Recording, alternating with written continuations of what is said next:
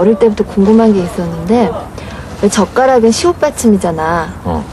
근데 숟가락은 왜 디귿 받침이야?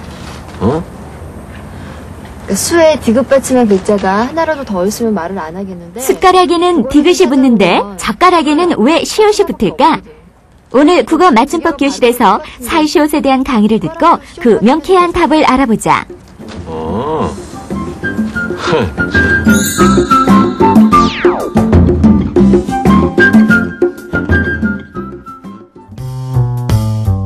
안녕하십니까. 국어 맞춤법 교실의 박성근입니다. 자, 오늘로 벌써 그 5번째 강의 시간입니다. 지금까지 잘 이해가 되셨는지 모르겠습니다.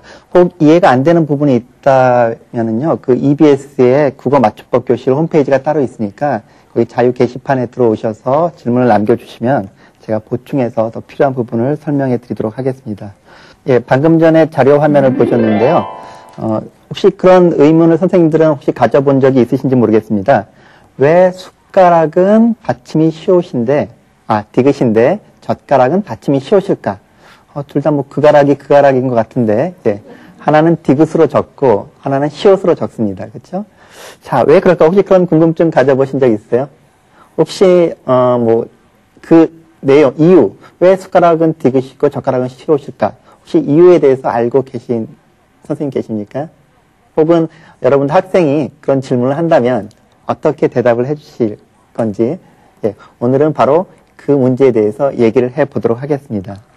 먼저 숟가락과 젓가락 얘기를 먼저 하도록 하죠. 숟가락이나 젓가락은, 일단 젓가락은요, 저라는 말에 가락이 합성된 말이죠. 그래서 그 사이에 시옷이 결합을 해서 젓가락, 이렇게 만들어진 겁니다. 그러니까 사이시옷이 들어간 거고요. 자, 숟가락, 이것도 같을 것 같은데, 자, 받침이 디귿이에요. 자, 이것은 그러니까 수라는 말에 가락이 붙은 것이 아닌 걸 일단 알 수가 있겠죠. 그러면 앞에 오는 숯은 어디서 온 말이냐면 술이라는 말에서 온 겁니다. 자, 이때 술은 뭘까요? 예? 밥? 뭐라고 하죠? 밥 한, 술, 두, 술 그렇게 얘기를 하죠. 예, 바로 숟가락의 단위를 말하는 명사입니다. 그러니까 원래는 이것은 술가락에서 온 말이죠. 그런데 어떻게 왜 리을이 디귿으로 바뀌었느냐? 우리말에서는 리을 받침의 말이 뒤에 다른 말과 합성할 때 리을이 디귿으로 바뀌는 현상이 있어요. 예를 들어서 우리가 설 플러스 달 하면 설달이 아니라 어떻게 하죠? 섣달이 되는 거, 즉 리을이 디귿으로 바뀌죠. 이틀 플러스 날은 이틀날이 아니라 이튿날이 됩니다. 마찬가지로 사흘날은 사흔날이 되는 거죠. 그런 것처럼 원래 숟가락은 술 플러스 가락인데 뒤에 가락과 합성이 돼서 리을이 디귿으로 바뀐 거죠. 그러니까 술가락이 아니라 숟가락이 된 거고, 젓가락은 젓 플러스 가락이니까 사이시옷 현상에 의해서 시옷이 붙은 겁니다. 그러니까 이게 뭐 같은 그 식사 도구 같지만 전혀 다른 형태를 띠게 되는 거죠. 자, 오늘 먼저 그 본론에 들어가기 전에 간단한 문제를 내고 이것을 풀어가면서 얘기를 진행하도록 하겠습니다. 자, 전셋집이 맞을까? 시옷이 붙는 전셋집이 맞을까? 자, 등굣길 혹은 등교길. 나무꾼인가? 시옷이 붙는 나무꾼인가? 개수가 맞을까? 혹은 시옷이 붙는 개수가 맞을까? 회집 혹은 횟집. 자, 지금 몇 개죠? 하나, 둘, 셋, 넷, 5문제가 있는데, 자, 이 5문제를 나는 정확히 안다. 이렇게 자신할 수 있는 선생님. 예. 그럼 하나라도 정확히 난 안다. 이거는 분명히 안다. 예. 이것도 사실 자신이 없으시죠? 왜? 그냥 평상시에는 별 의식하지 않고 썼는데, 막상 2개를 놓고 선택하라고 하니까 자신이 없는 거죠. 그렇죠? 그러니까 아마 선생님들 가운데 상당수는 그냥 별 의식이 없이 썼다면 상당히 잘못 썼을 수도 있었다라는 걸 일단은 염두에 두시고요. 자, 이 문제를 우리가 하나하나 그 맞춤법 규정의 원리를 가지고 풀어 나가도록 하겠습니다. 그러면 정답은 이따 자연히 이제 뒤에 나오게 되겠죠. 자, 먼저 우리가 그러니까 사이소리라는 현상에 대해서 먼저 이해를 해야 될 것 같습니다. 사이소리란 뭐냐면 우리말에서 어근과 어근이 결합을 해서 합성어가 될 때 그 사이에 시옷 소리가 덧나는 현상이 바로 사이소리 현상입니다. 그래서 이렇게 시옷 소리가 덧날 때 그것을 표기해서 나타내서 시옷으로 표기하는 것이 바로 사이소리라고 할 수가 있죠. 그런데 문제는 뭐냐면 이러한 사이소리 현상이 늘 분명하게 명시적으로 드러나지 않는다라는 점입니다. 다시 말해서 언제 사이소리 현상이 일어나고 언제 일어나지 않느냐라는 것에 대해서는 아직 국어학에서도 그렇게 명시적으로 밝히진 않았어요. 다시 말해서 좀 불규칙한 면이 상당히 있습니다. 그래서 이런 문제를 그러면 맞춤법에 어떻게 적용할 것인가, 이 맞춤법을 규정할 때 상당히 많은 논란이 되었던 부분이 바로 이 부분입니다. 그래서 어쨌든 이것을 우리가 합리적으로 규정하기 위해서 한글 맞춤법에서는 크게 그 단어를 구성하는 기원에 따라서 세 가지 기준을 제시를 하고 있습니다. 자, 그걸 하나 차례로 살펴보도록 하겠습니다. 먼저 합성어야 되죠. 일단은 합성어는 두 어근 혹은 두 낱말이 결합을 해서 하나의 단어를 이루는 건데 그 합성어의 요소가 어떤 것이냐에 따라서 시옷을 붙이느냐 붙이지 않느냐를 판정을 합니다.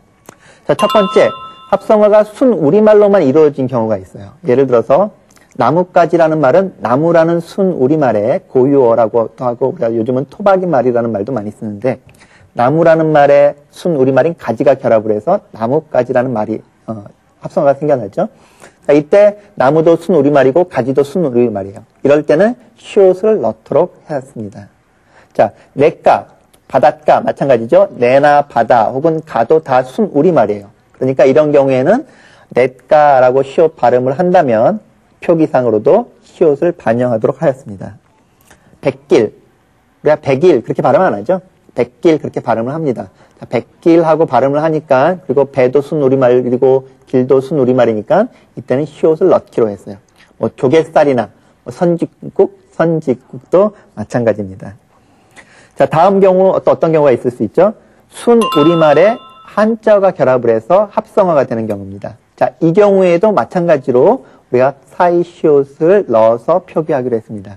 자, 이게 우리가 사이시옷 중에서 가장 많이 틀리는 부분이 순우리말과 한자어가 합성되는 경우예요. 그러니까 특히 잘 보셔야 됩니다. 자, 머리라는 말에 방을 결합하면 머리빵이 되죠. 그래서 머리는 순우리말이고 방은 한자어입니다. 순우리말과 한자어 사이에서는 시옷을 넣기로 했으니까 머리빵 이렇게 해야 되겠고요. 자, 그러면 노래방에는 왜 안 하느냐? 노래는 순우리말이고 방은 한자어인데 노래방은 발음 자체가 노래방이 아니라 노래방이기 때문에 그래요. 그러니까 먼저 발음이 어떠냐를 살피고 그 다음에 그것이 한자어냐 순우리말 구성이냐를 살펴야 되는 거죠. 두 가지를 다 고려를 하셔야 됩니다. 자, 편말, 표는 한자어죠. 그 다음에 말은 순우리말이에요. 순우리말과 한자 사이에서는 시옷을 넣기로 했으니까 편말이 맞고요. 텃새도 마찬가지입니다.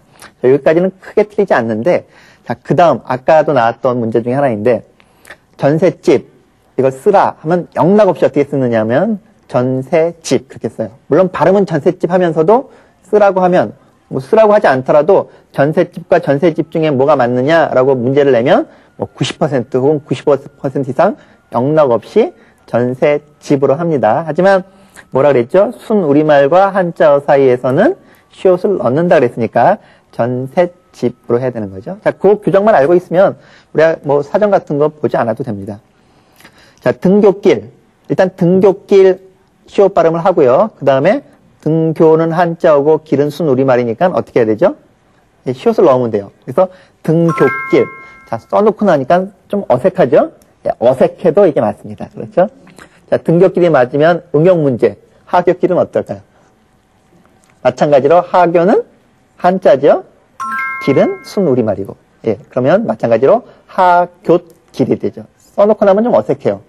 그러나 어문 규범에 따라서 그게 맞는 표기입니다. 장밋빛 인생. 장미는 한자고 빛은 순우리말이죠. 그러니까 역시 마찬가지로 장밋빛하고 시옷을 넣는 게 맞습니다. 자, 뭐 혹자들은 나 전세가 한자인지 아닌지 잘 모른다라고 얘기를 하는 경우도 있는데 두 개 중에 하나가 순우리말이면 돼요. 그러니까 우리가 머리나 집, 길, 빛 이게 순우리말인 거는 대부분 직감적으로 판단할 수가 있습니다. 그러니까 뭐 어느 게 한자냐를 판단하기보다도 먼저 두 개 중에 하나가 순우리말이면 시옷이 들어가는 거니까 그걸 가지고 판단을 하면 되겠고요. 특히 많이 틀리는 것이 이렇게 이음절 한자에다가 이름절 순우리말이 올 때 시옷 넣기가 아주 꺼려집니다. 하지만은 원칙에 따라서 시옷을 넣어야 된다는 것을 꼭 명심을 하시고요.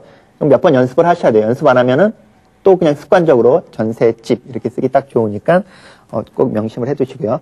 자, 지금까지는 시옷을 다 적는데 그러면 어느 경우에 시옷을 적지 않느냐? 자, 이제 하나밖에 안 남았어요. 어느 경우일까요?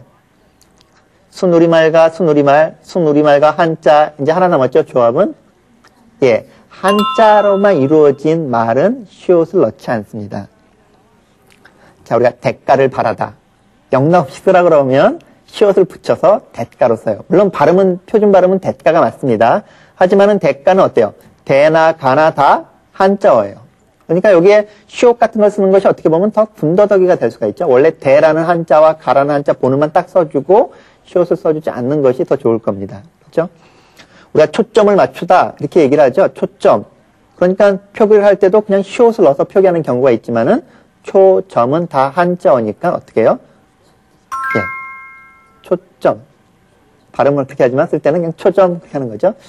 효과. 물론 표준 발음은 효과지만 우리가 효과 이렇게 발음합니다. 그렇다고 시옷 넣나요? 안 넣죠? 뭐 그런 원리랑 비슷하고요. 허점. 예, 영락 없이 시옷 넣어 붙여서 씁니다.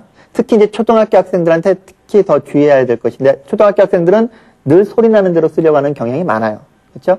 그러니까 시옷, 뭐 허점, 초점, 뭐 대가 이런 것들 그냥 받아쓰기 시키면 시옷을 꼭 넣어서 적는데 이런 것들은 우리가 특별히 주의해서 지도할 필요가 있습니다. 특히 수학에서 얘기를 하죠. 소수는 2라고 자기 자신으로만 나눠지는 수를 우리가 소수라고 얘기를 하는데 표기할 때는 어떻게 해야 되느냐? 역시 소수로 해야 됩니다. 왜? 한자니까요. 예. 그러면은 한자에서는 예, 시옷을 적지 않는다라고 얘기를 했는데 그러면 모든 한자에는 시옷을 적지 않느냐? 물론 그렇게 하면 좋을 것 같아요. 맞춤법 공부하기도 좋을 것 같은데 자, 시옷을 안 적자니 우리가 지금까지 써왔던 관례상, 습관상 시옷을 안 적으면 너무 어색한 그 낱말들이 몇 가지가 있습니다. 그래서 그런 것들을 따로 규정을 해서 예외를 인정을 했어요. 다시 말해서 한자어지만 6가지 예외에 대해서는 시옷을 적기로 한 거죠. 어떤 것들이 있느냐? 곳간, 새빵, 숫자. 자, 숫자는 다 한자니까 시옷 적으면 안 돼. 그래서 어떻게 적어? 수자로 적자. 그래서 수자 이렇게 적으면 어떨 것 같아요? 물론 원칙을 딱 지켜나가는 것은 더 합리적일 수 있지만 우리가 지금까지 써왔던 관례 혹은 우리가 그 단어에 갖고 있는 어떤 정서 이런 것과 맞지가 않죠. 그러니까 예외이긴 하지만 숫자로 인정을 한 거고요. 착간, 곡간, 택간, 예, 택간, 횟수. 횟수도 마찬가지죠. 한자지만 우리가 회수 이렇게 쓰면 어떨 것 같아요? 너무 어색하죠. 그래서 그냥 뭐 한자는 다 쓰지 않는다라고 하면 맞춤법 규범은 더 쉽겠지만 우리가 지금까지 써왔던 그 글자 습관에 어긋나기 때문에 그냥 이 6개는 부득이하게 예외로 인정을 한 겁니다. 자, 예외라는 건 어때요? 규칙에서 벗어난 거죠? 외울 수밖에 없습니다. 그래서 6개, 곡간, 색간, 숫자, 착간, 택간, 횟수는 다 외우셔도 좋고요. 그냥 이런 것이 있다, 머릿속에 좀 넣어두면 나중에 이런 걸 쓸 때 주의해서 쓰실 수 있을 것 같아요. 자, 그러면 곡간, 색간, 숫자, 착간, 택간, 횟수 가운데는 예외가 없겠죠? 예를 들어서 우리가 지금 착간 같은 경우에는 어때요? 시옷을 붙여 적기로 했습니다. 예외로. 그러면 기착간은 어떨까? 착간 앞에 기를 붙이면은 기착간일까? 아니면 기차간으로 써야 될까요? 자, 응용하면 어떻게 될 것 같아요, 선생님들? 기착간이 맞을까? 아니면 기차간이 맞을까? 자, 착간은 시옷을 써기로 했어요. 6개 예외로. 예. 요 6개만 딱 예외고요. 나머지는 어떤 경우에도 시옷을 넣으면 안 됩니다. 그래서 한자에서 기차간은, 착간은 시옷이 들어가지만 기차간에서는 시옷이 들어가지 않고 기차간 이렇게 쓴다는 거죠. 참고로 또 하나 더 말씀드리면 국립국어연구원에서 발간한 표준국어대사전에는 이것 외에 찻잔이라는 말도 더 수록을 하고 있어요.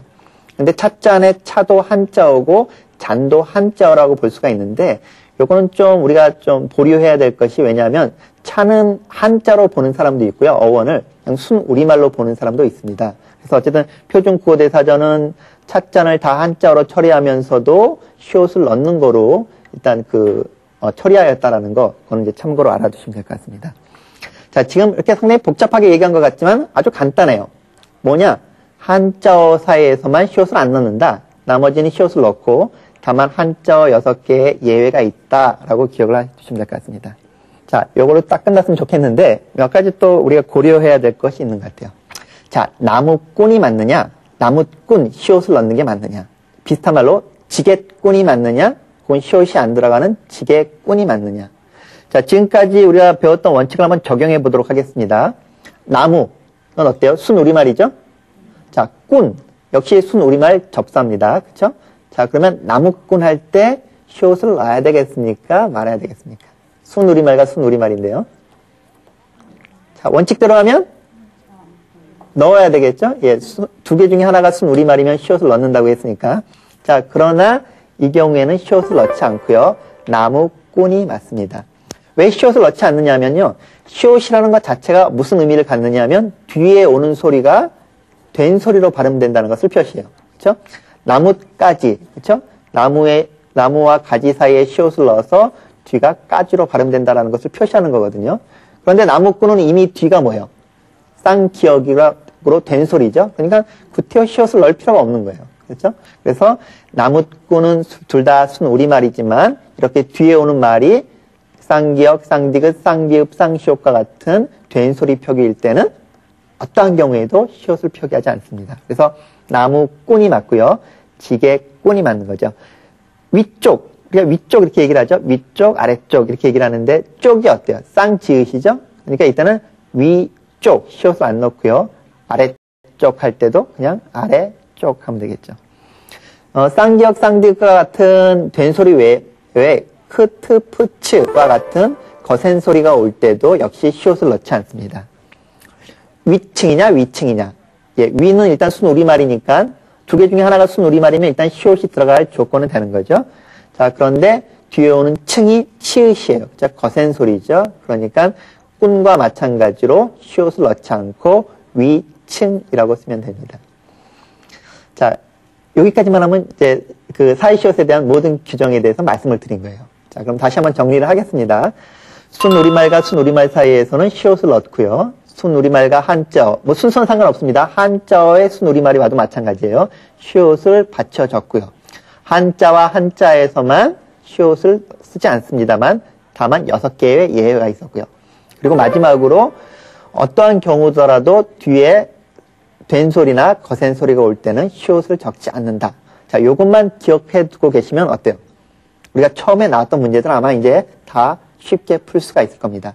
국어사전, 구태여 우리가 펼쳐볼 필요도 없겠죠? 자, 요거는 이제 우리가 많이 틀리는 거기 때문에 제가 하나 더 제시했습니다.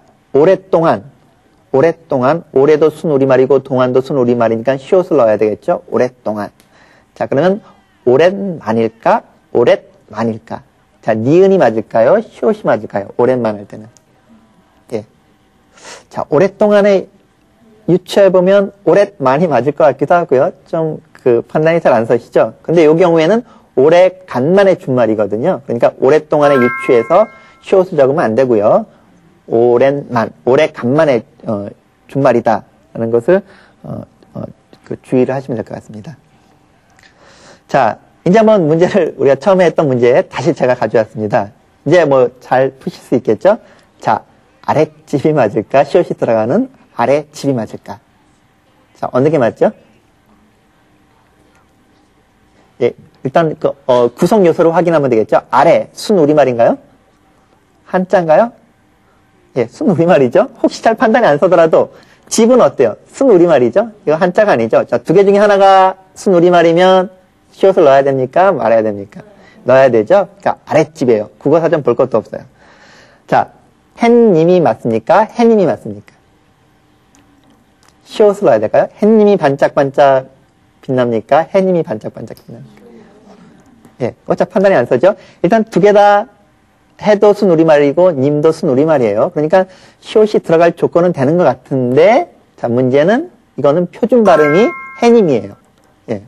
그러니까 해님 그렇게 발음하는 것 자체가 잘못됐고요. 시옷이 왜 안 들어가느냐 하면 해는 어근이지만 님은 전미사예요.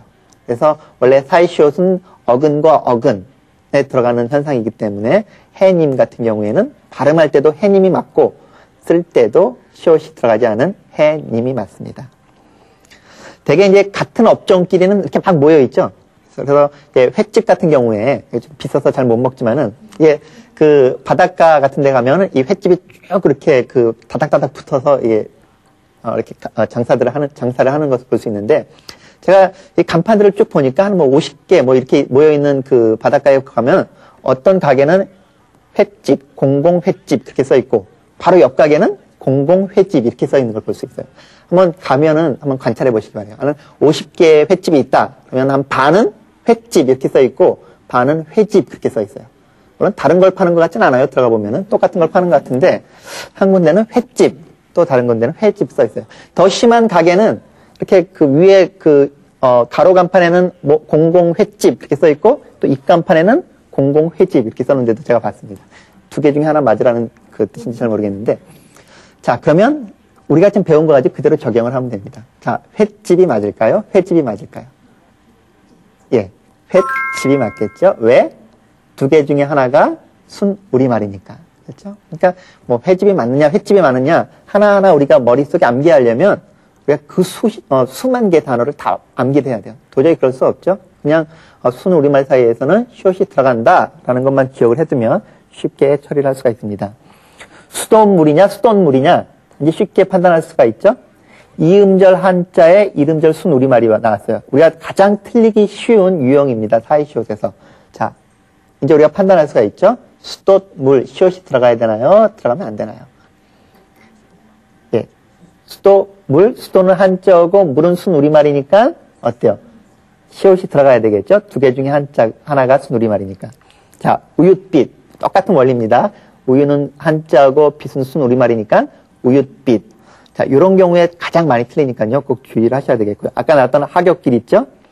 자, 갯수가 맞느냐? 개수가 맞느냐? 자, 이건 다 한자어예요. 어떻게 해야 되죠? 예, 한자어는 무조건 시옷이 안 들어가죠? 예, 발음은 개수예요. 물론 발음은 개수지만 표기상에서는 개수가 맞다라는 거. 물론 6개의 예외가 있었습니다. 곡간, 택간, 횟수, 착간 그런 거예요. 그러니까 6개만 기억을 해두시고 그 나머지는 한자라고 생각되면 무조건 시옷은 빼고 쓰시는 것이 맞습니다.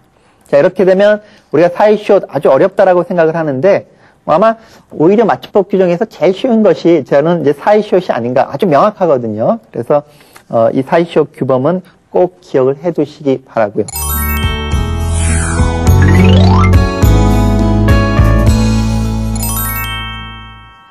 자, 그 다음에 이제 우리가 준말에 대해서 한번 살펴보도록 하겠습니다.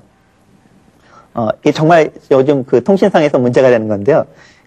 특히 초등학교 학생들 통신 언어를 쓰면서 준말을 아주 낱말을 하고 있습니다. 어서 오세요.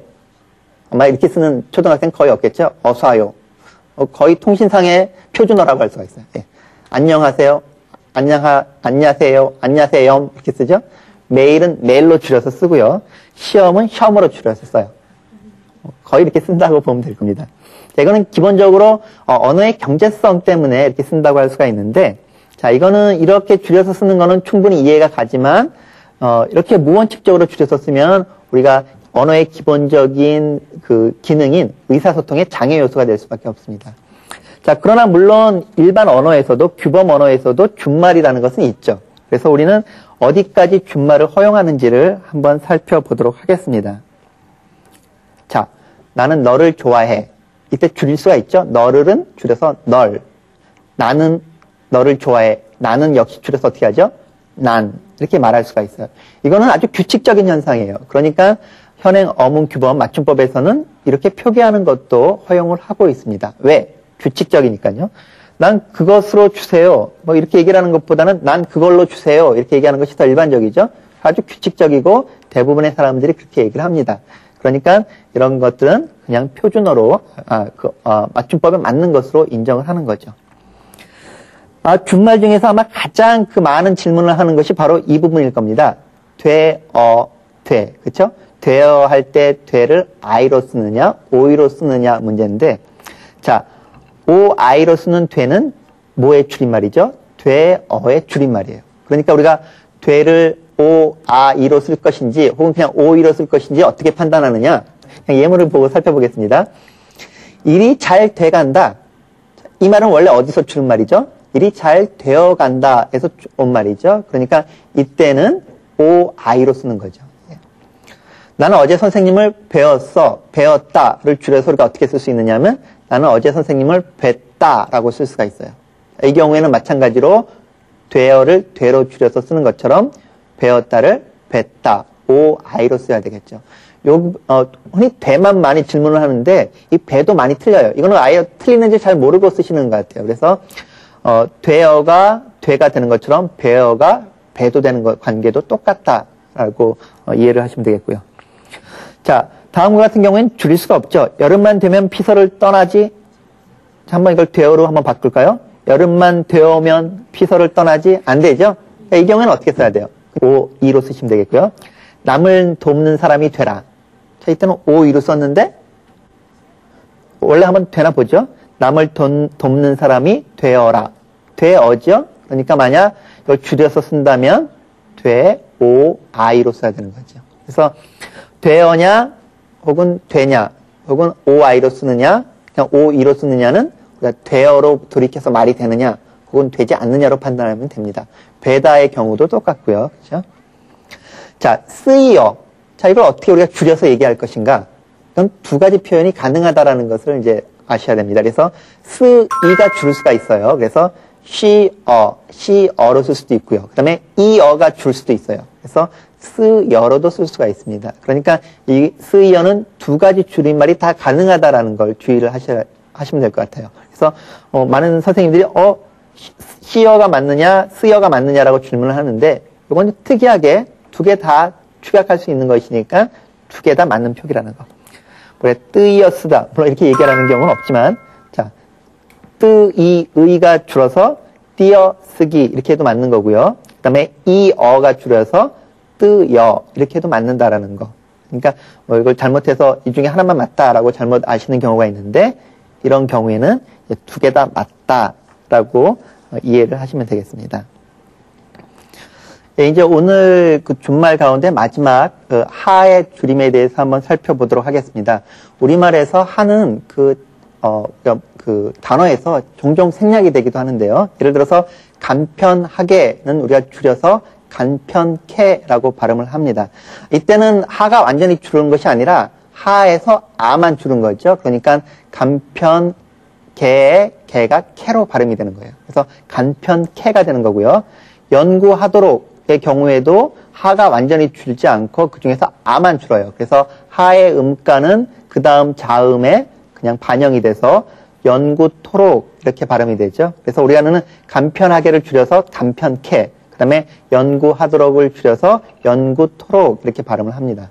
자, 그런데 어떤 경우에는 이 하의 아가 줄 경우가 있지만은 그냥 하가 통째로 다 줄어버리는 경우가 있습니다. 예를 들어서 거북하지 경우에는요, 하의 아만 주는 것이 아니라 그냥 하가 통째로 다 줄어버려요. 그래서 이걸 줄여서 쓰면 거북치가 아니라 어떻게 발음되느냐 하면 거북지 이렇게 쓰는 거고요. 내가 생각하건대 이 경우에는 생각컨대 이렇게 제법 될 것 같기도 해요. 그러나 표준 발음에서는 아예 하가 다 줄어버린 것을 인정하고 있습니다. 그래서 이 경우에는 생각건대 발음도 그렇게 해야 되고요. 쓰기도 그렇게 쓰셔야 됩니다. 어쨌든 현행 어문 규범 맞춤법에서는 하가 완전히 탈락한 것으로 인정을 하고 있으니까 두 어형을 좀 유의 깊게 보실 필요가 있습니다. 자, 오늘은 사이쇼과 준말에 대해서 살펴봤고요. 오늘 강의는 이것으로 모두 마치도록 하겠습니다. 고맙습니다.